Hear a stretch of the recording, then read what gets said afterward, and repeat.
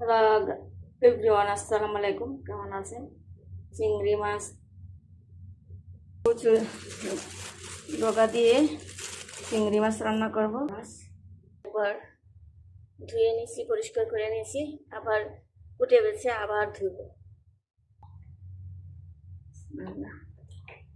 তেল দিলাম, চিংড়ি মাছটি একটু ভাজবো। চিংড়ি মাছটি ভাজলে ভালো লাগে, গান আসে। মাছটি একটু ভেজে নিচ্ছি। মশলা, মরিচ, হলুদ, মিক্স মশলা, লবণ, পেঁয়াজ বাটা দিয়ে দিচ্ছি। মাছটি ভাজলে মানে চিংড়ি মাছের গন্ধটা বেশি ভালো আসে। চুরি ঢেলে দিলাম।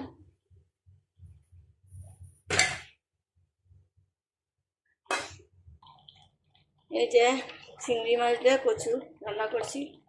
দেখেন, চিংড়ি মাছ দিয়ে কচু